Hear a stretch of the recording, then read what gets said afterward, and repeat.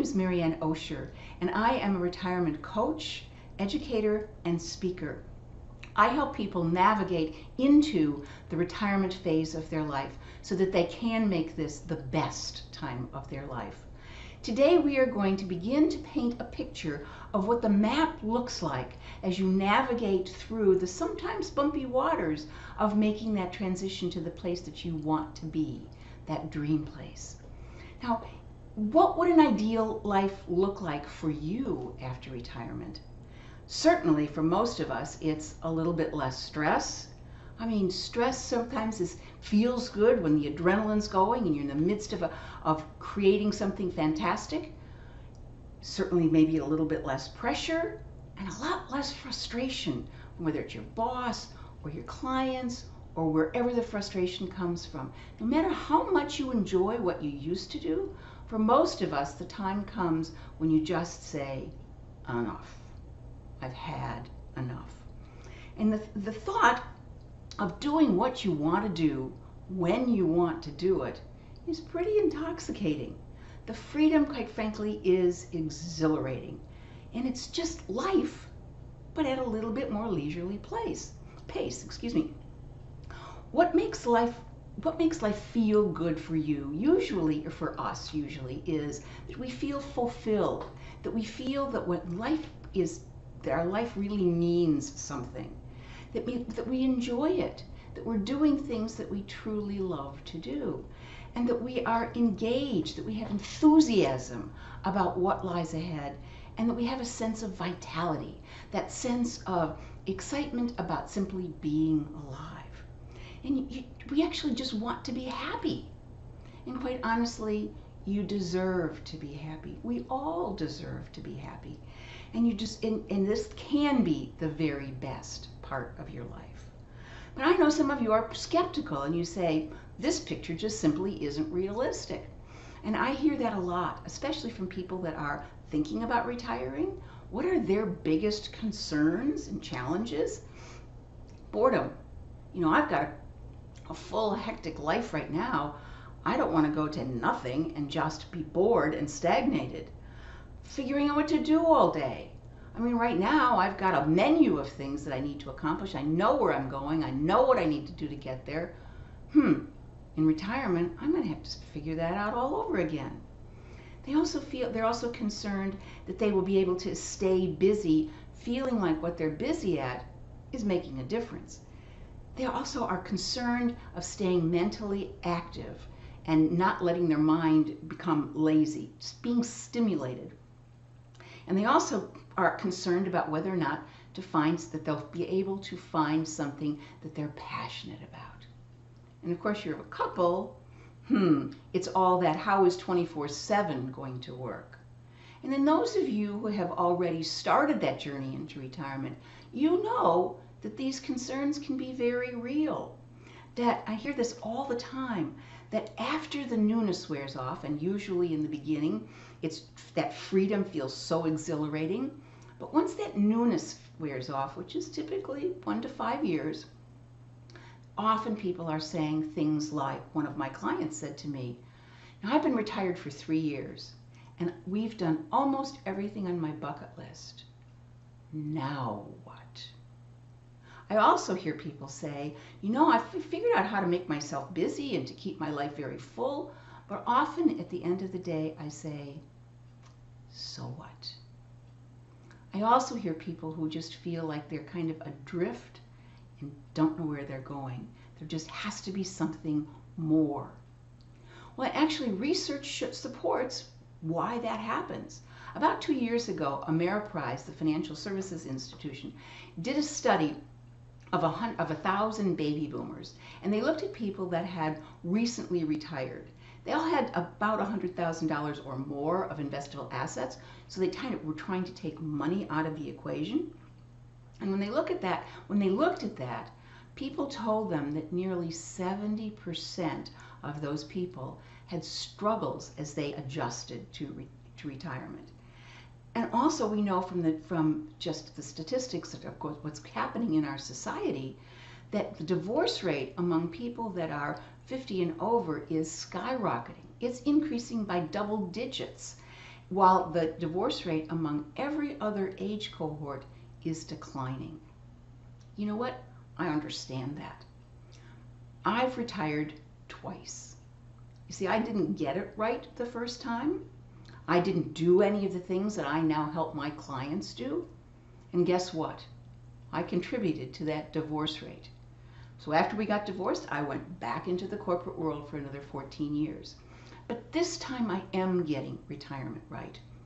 This time I have figured out what it takes to make my life feel rewarding and fulfilling. And I'd love to help you find that same kind of satisfaction.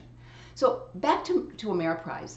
What they said, what people in that research said, was that the hardest part about this challenge was the emotional adjustments they had to make. I mentioned before that there's often a honeymoon period. Now that may not be true if the timing of your retirement wasn't your choice, but often there's this period of, oh my gosh, it feels so good to be free from that stress, that pressure, that frustration. It feels so good to be able to do whatever I feel like doing when I get up in the morning, and I get up whenever I feel like getting up, not when the alarm clock rings.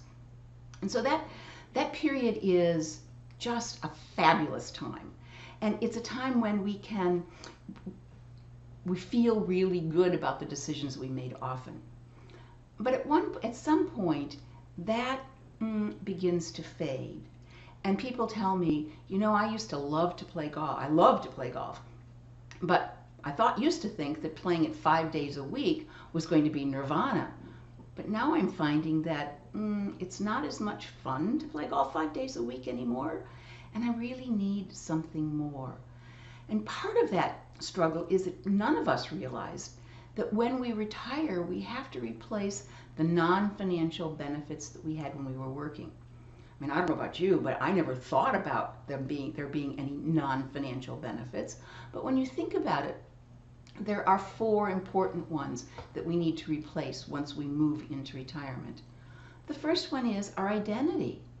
For most of us, who we did, the title on our business card, the contribution that we were making either to a company or to society was how we defined ourselves. Well, when that's gone, how do you feel? Who are you? The second thing is structure. Now, certainly one of the benefits of the honeymoon period is you don't have any structure and you can create it as you want to. But at some point, we all need to have some kind of routine that we choose. And so part of the benefit that has to be replaced is the structure of how you want your life to look, how you want your days to unfold. And then there's the important thing, a feeling like you are worthwhile. When you're working, you have a sense that what you're doing is contributing to society in some way. At least you know that people value it enough to pay you to do it. So replacing that sense of feeling that what you're doing matters is an important piece of this transition. And then there's the social part of it. Many, many people miss the social interaction, whether it's over the water cooler or whether it's with your network or whether it's with your clients or whatever the social interaction is. That needs to be replaced. And we don't realize that after this time of honeymoon, this time of euphoria, that we begin a process called transition. Any large change in our life triggers this process. And it has some very specific aspects of it that most of us are not aware of. The first part is called the ending. And the ending is being able to let go of the things about your old life that you enjoyed. I remember when my dad was a senior executive at Sears Roebuck when Sears was a really good company, and he had a very senior position. And the weekend before he was going to retire, we were sitting around the dining room table, and Daddy got real quiet for a minute. And then he picked up his business card that had been laying face down on the table, and he said, you know, today this card opens lots of doors.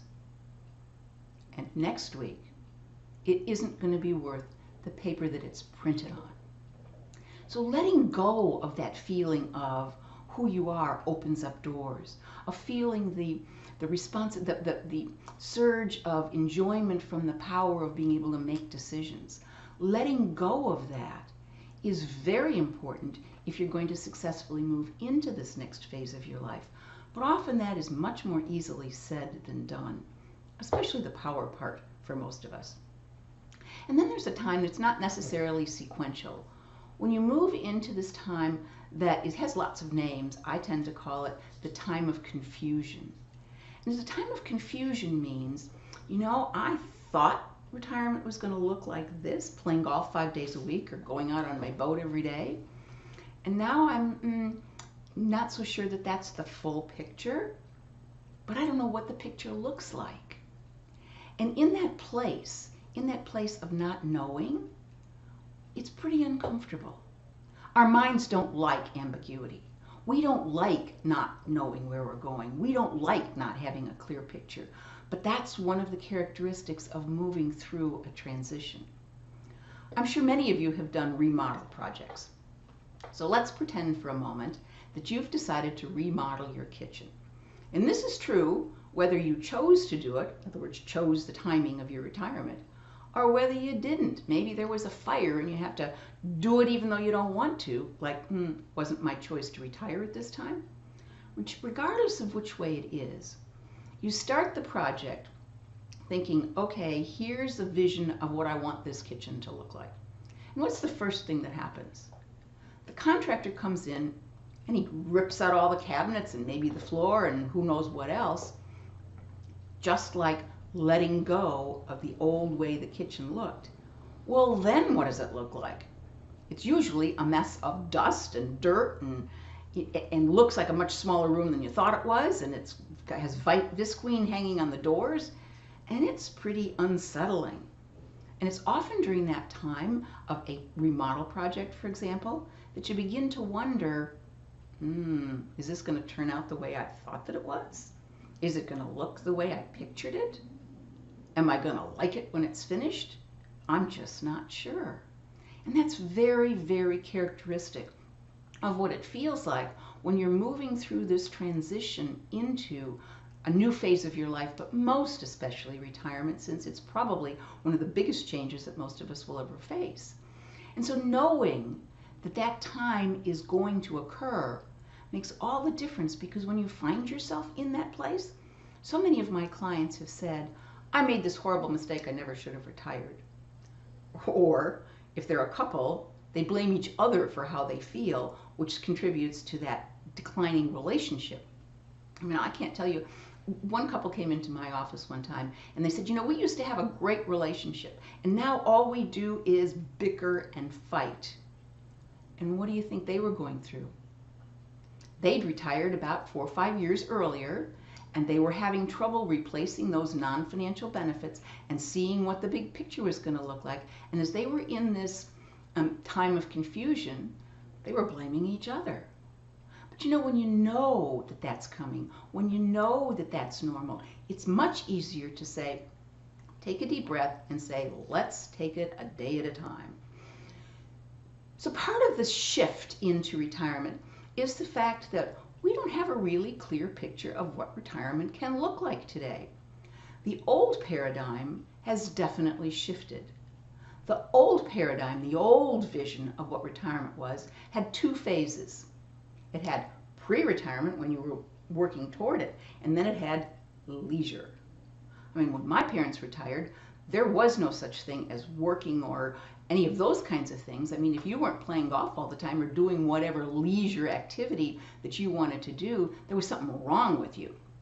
So that leisure was kind of the picture. Well, there was a study that was done in 2014 by Merrill Lynch in cooperation with a company called AgeWave that was started by a man named Ken Dykeworth. And Ken Dykeworth is one of the leaders in the whole thought movement about retirement and what the possibilities are.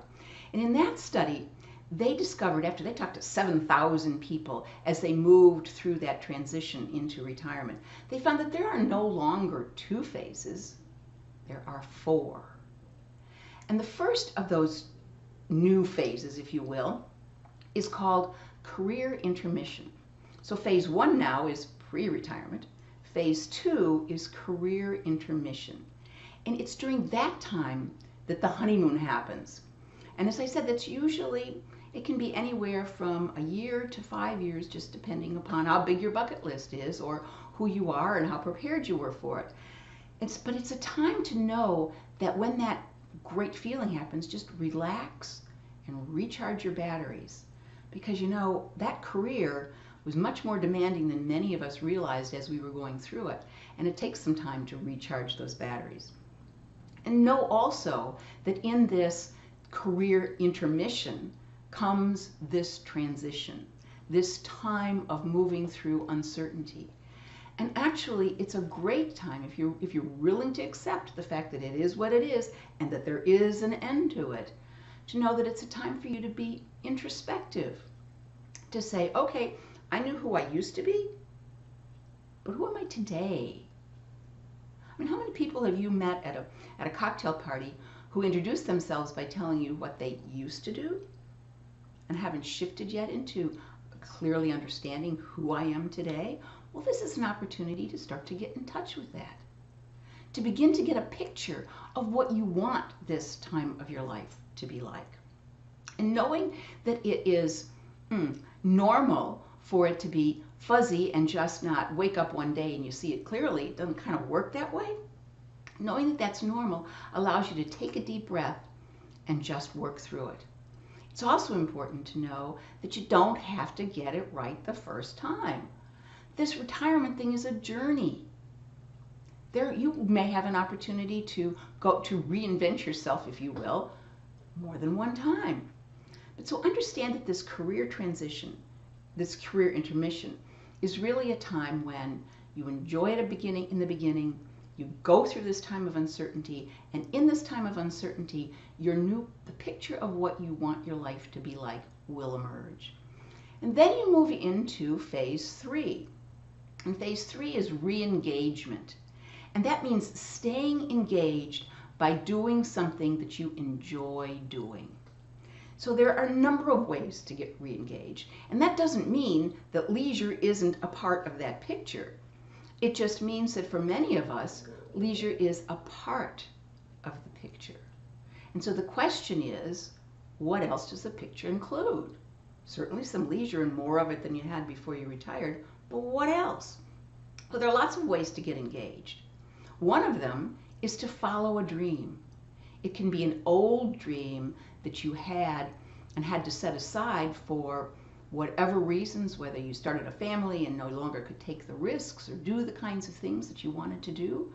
And so you can go back and revisit that old dream. Or maybe it's a new dream, some new things that have emerged that you said, you know, I've always wanted to do that. Maybe it's a hobby. Maybe it's playing an instrument. Maybe it's writing a book. Who knows? It can be whatever that dream is. Another way to be re-engaged is working. You know, as I mentioned earlier, when my dad retired, the idea if you worked, then it means you had to work and that you somehow weren't successful and therefore there was a stigma to it. Well, that's not true in today's paradigm, in today's view of what retirement is like. One of the things we know for certain is that approximately 47% of current retirees work, whether it's full-time or part-time. And then we also know from this research that as more and more boomers are retiring, that's likely to go up to something like 70%. So why do people want to work? It's because they want to stay stimulated. It's because they love the social interaction. It's because they get a sense of fulfillment from whatever they're doing. And it doesn't mean that it has to be highly paid like it used to be. It doesn't mean that it's even in the same field that it used to be in. It's just something new. It might be starting your own business. It might be doing consulting. It might be almost anything. And with the research that I mentioned before, the Merrill Lynch research that Ken Dykeworth was involved in, found that there are actually 4 kinds of people as they choose to work. One is the caregivers that want to give back, and I'll come right back to that one. But the other 2, first is they're driven achievers. These are people who are probably workaholics when they were working, and they need to have something to replace whatever that stimulation is, whatever that issue was that made them love doing what they're doing. They need to replace that. They feel like they're at the top of the game, and they aren't ready to stop that. And so they choose to do any number of things, start a new business, do whatever, but they're driven because they love that achievement. A second type is somebody that is a life balancer. Oh, they might need the money to help offset the expenses, but they're really looking for that life balance. That they see work as also a way of replacing those non-financial benefits of working, whether it's part-time or full-time. So they want this balance of life. And then the third type is the one that we used to think, which is the earnest earner, is what they're called. And those are people that have to work. Now, the life balancer and the driven achiever are working, doing something that they enjoy doing. Often, the earnest earner is frustrated because they have to work. But you don't have to fit into that category. You can enjoy working for altogether different reasons than having to. And then another way to be engaged is to give back, typically volunteering. Now, I've heard a lot of people say, I volunteered before, I'm not going to do that now.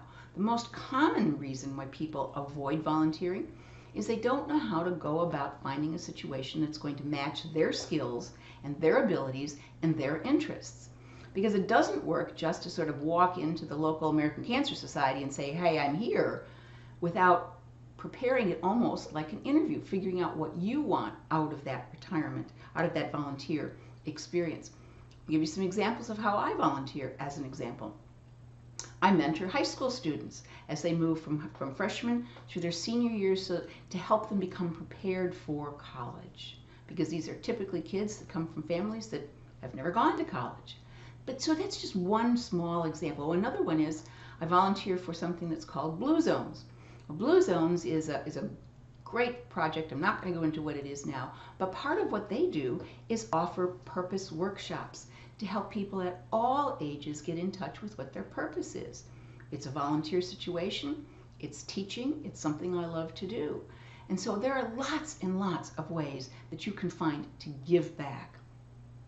But then finally, you move into phase 4 of retirement. And phase 4 is leisure. It's a time when you're slowing down, you kind of don't have as much energy as you used to, you may not want to be as active as you used to, and so the leisure component of your life expands. But typically people don't move into phase 4, the leisure component, until they're well into their 80s and sometimes 90s. And even then, it's still with a sense of vitality and enthusiasm about just enjoying that phase of their life. I'm going to close with a quote from Ken Duckworth. He said, remember he's the retirement expert, he said, thanks to the ever-changing longevity, many of us have decades to learn, to teach, to play, to work, and to reinvent ourselves over and over again after our core career has ended. And he says, perhaps it's time to retire retirement. In the next video, we're going to move on to complete that picture of how you can get in touch with what it is that you want to get engaged with. I will be showing you some steps that my clients have gone through and telling you some stories about how people have done it right and how they haven't. So join me in a couple of days, watch your inbox, and you'll get an email when the second video is loaded and ready for you. Thanks for joining me.